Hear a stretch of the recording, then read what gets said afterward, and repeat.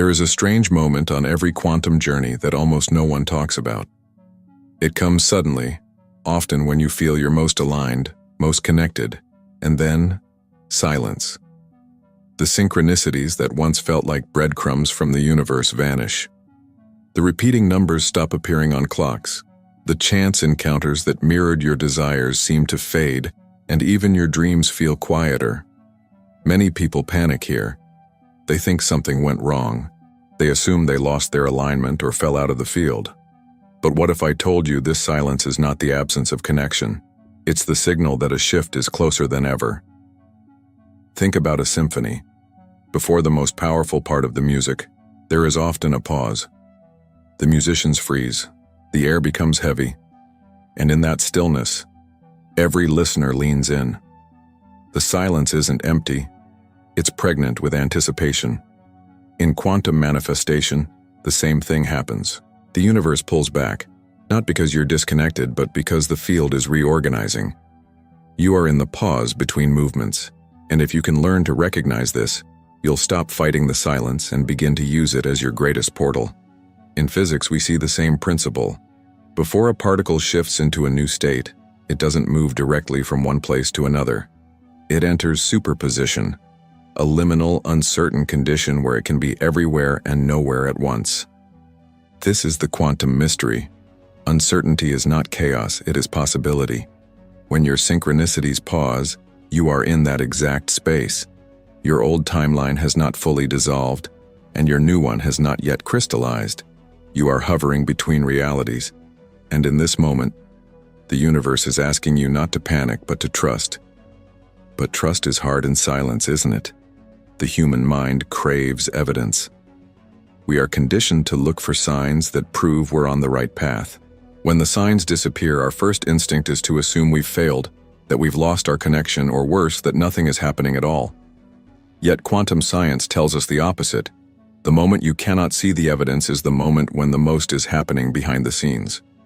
David Bohm, the physicist who developed the concept of the implicate order, explained that the visible world is only an unfolding of a deeper, hidden order.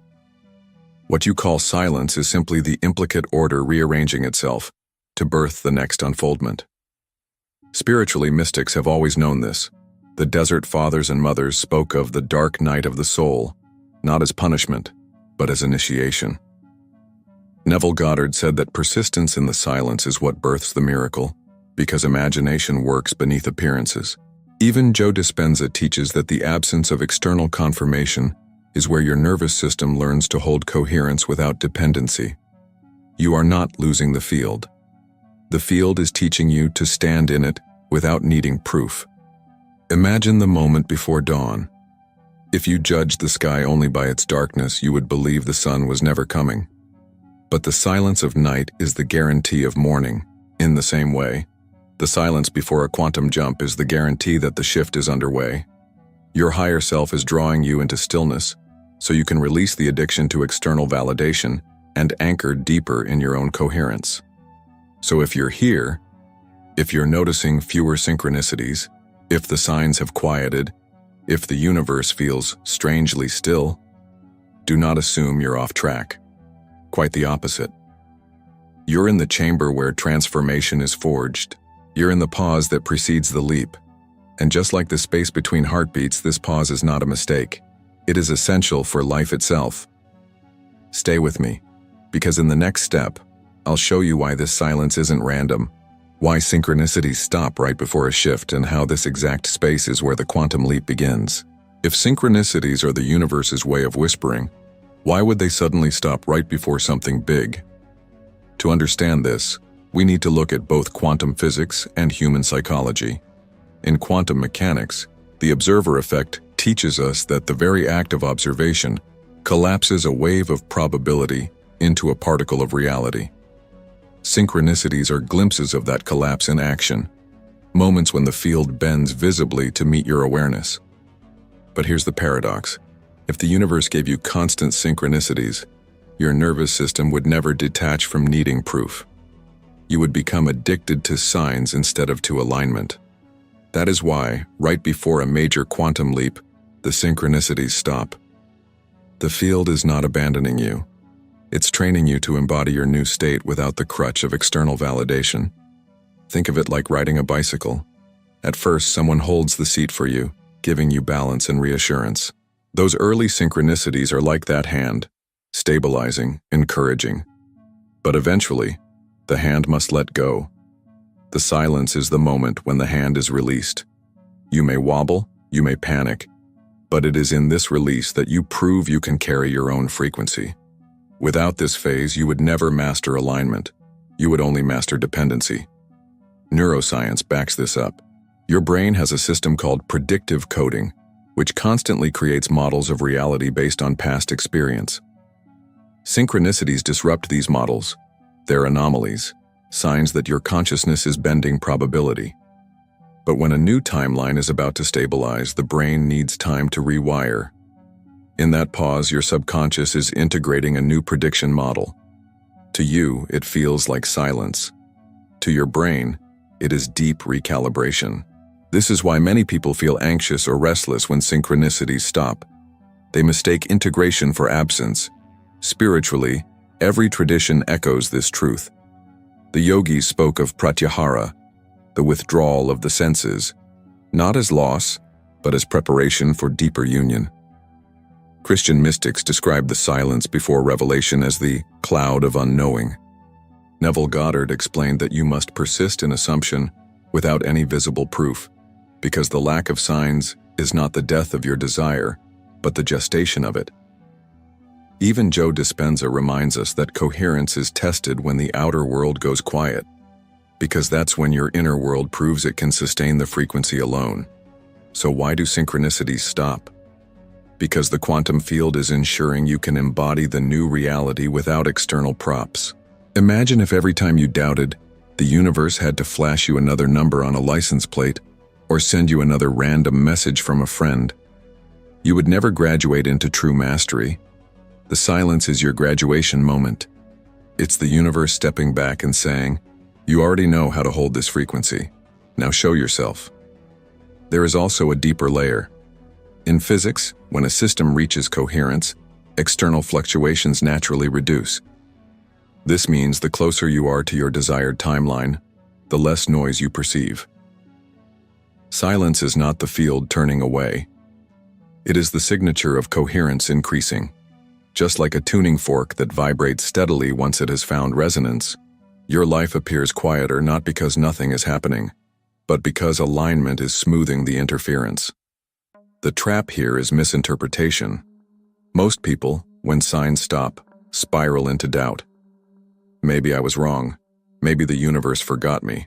That very doubt pulls them back into incoherence, recreating the need for more signs, restarting the cycle.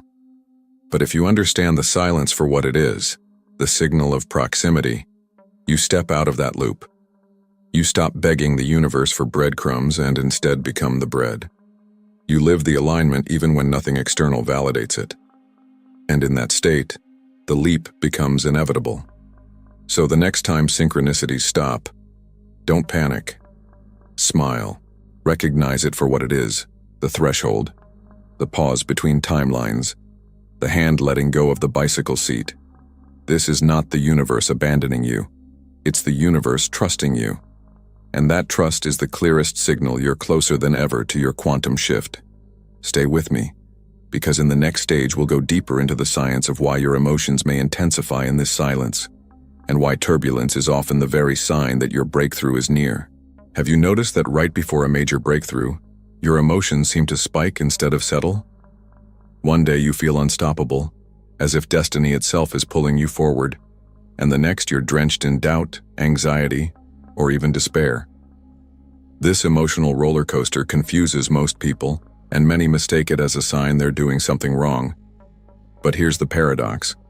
The intensification of emotions is not evidence of failure. It's evidence that a quantum shift is in motion. To understand this, we need to turn to quantum mechanics. In the quantum world, particles don't exist in one definite place until observed. They hover in a state of superposition, existing in multiple possibilities simultaneously. Right before collapsing into a single reality, there is turbulence, a field of potential flickering between outcomes. That is exactly what happens inside of you. When you are on the edge of a quantum jump, your consciousness is hovering between two timelines. The old reality you're about to leave and the new one you're about to enter. The fluctuations you feel emotionally are the human equivalent of quantum superposition. You are literally oscillating between worlds. Neuroscience adds another layer. Your brain works through predictive coding, meaning it constantly generates a model of reality based on your past experiences. When you prepare to step into a new reality, this predictive model fights back. Your subconscious throws emotional alerts in an attempt to keep you safe inside the familiar. That surge of doubt, fear, or sudden sadness isn't proof you're off track. It's your brain trying to recycle the old version of you. At the very same time, your higher self is pulling you forward, igniting surges of inspiration, joy, or anticipation. The clash of these two forces, the old brain model and the new energetic alignment, creates the emotional flux you feel. Spiritually, mystics have long described this phenomenon. The Buddhists call it the burning ground, a space where the ego resists dissolution right before awakening. St. John of the Cross described the dark night of the soul not as punishment, but as preparation for union with the divine. Joe Dispenza often speaks about the necessity of breaking through the body's addiction to familiar emotions. Because when you are addicted to survival states like worry or stress, stepping into coherence feels uncomfortable at first. And Neville Goddard pointed out that persistence in assumption means holding steady in the feeling of the wish fulfilled, even when your emotions fluctuate wildly. All of these teachings converge on the same truth. The storm inside is not the end. It's the passage. From a vibrational perspective, emotions are energy in motion. When you're about to jump, your energy field accelerates to match the higher frequency of your chosen reality. This increase in vibration stirs up everything that doesn't match. Old doubts surface. Past traumas echo. Latent fears flare up. Not because you're failing, but because those frequencies cannot cross into the new timeline. They rise so they can be released. Imagine a rocket preparing to leave Earth's atmosphere. Right before breaking free, it experiences the greatest resistance. But that resistance is proof that liftoff is imminent. Here's the secret. The key is not to resist the emotional turbulence, but to ride it. When you push against doubt, you feed it. When you collapse into fear, you recycle it. But when you observe the emotions as part of the quantum recalibration process, they lose their grip. You stop identifying with them, and instead, you become the witness. This is why mindfulness practices, breathwork, and nervous system regulation are essential tools in the manifestation process. They anchor you when your internal weather gets stormy, allowing you to hold the higher frequency without being pulled back down. Let's make this practical. The next time you feel doubt, instead of saying, "I'm failing," reframe it. "This is evidence that my old self is dying." When fear rises, remind yourself, "This is turbulence because my rocket is leaving the launch pad." When joy and inspiration return, savor them as previews of your chosen timeline. By shifting your perspective, you turn the emotional roller coaster into a confirmation rather than a contradiction. The emotional flux is not random. It's the echo of your own quantum leap in progress. And here's the most important thing. The intensity is temporary. Just like a storm eventually passes, these heightened emotions settle once the new timeline stabilizes. The silence that follows will feel like a profound calm, not because nothing is happening, but because coherence has been reached.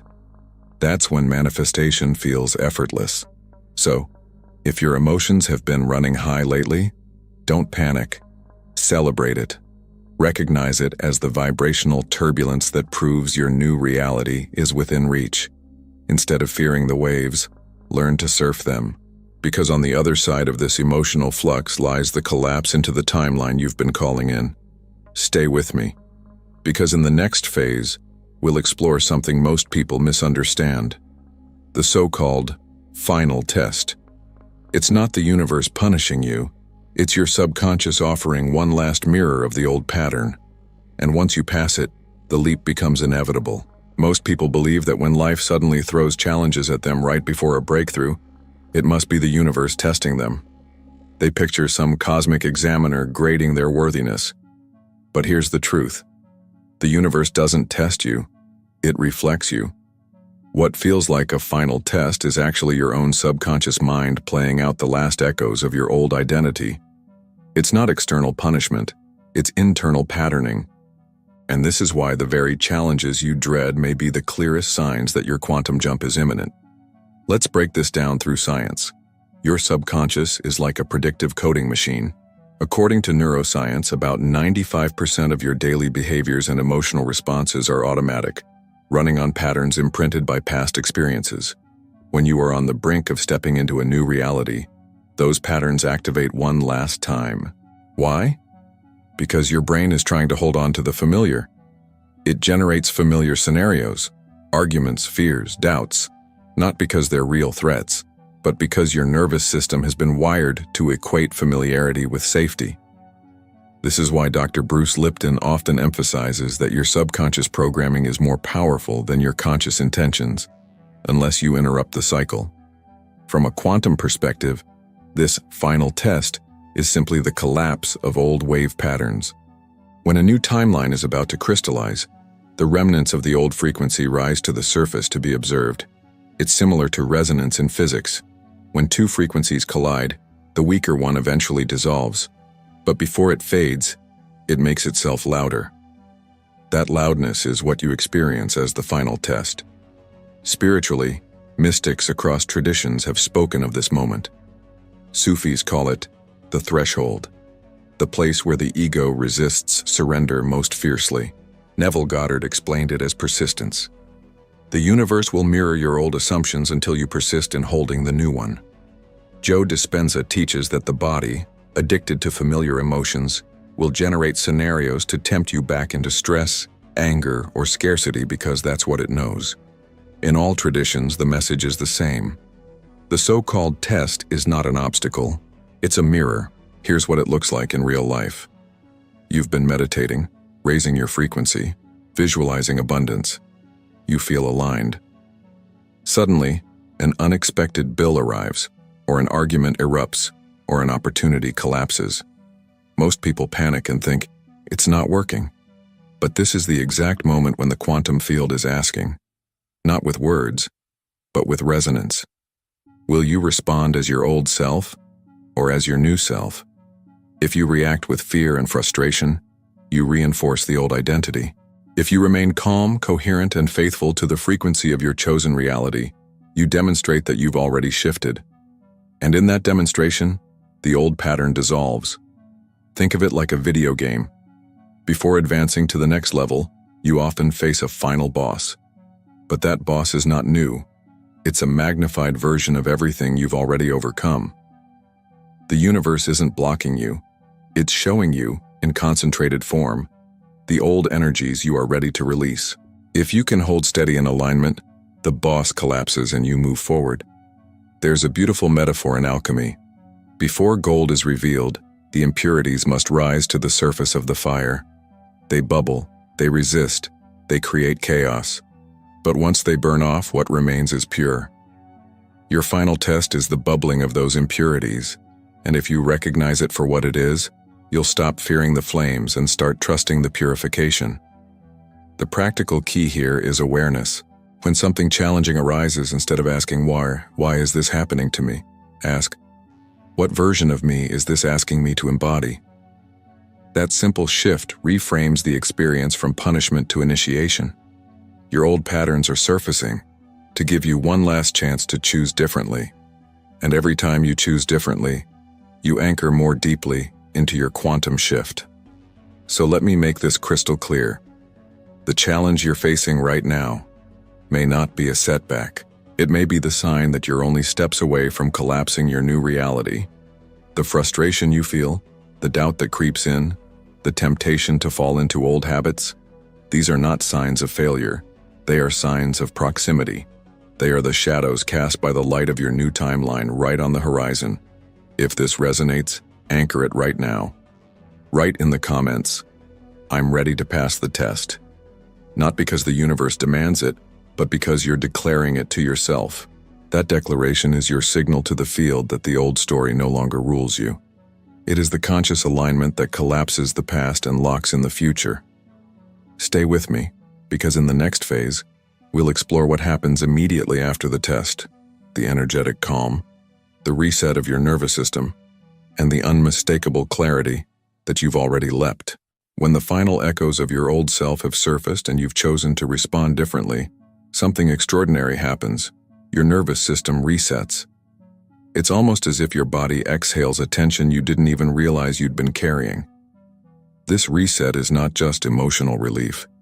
It's a physiological confirmation that your quantum jump has begun to stabilize.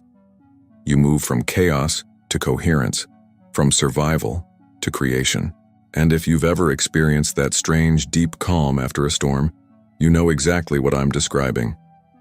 In neuroscience, this moment is tied to the parasympathetic nervous system, the branch responsible for rest, healing, and integration.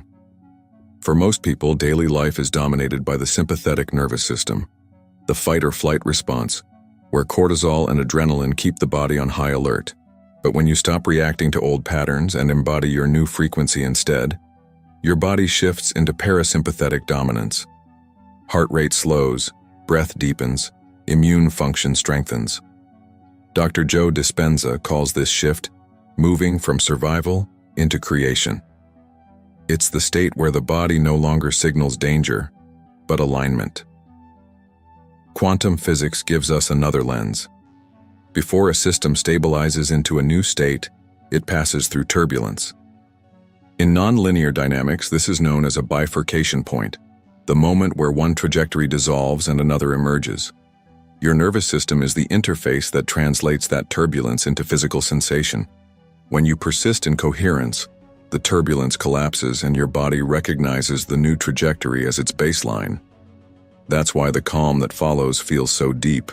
It's the sensation of your biology syncing with your chosen timeline. Spiritually, traditions have always acknowledged this moment of inner peace after trial.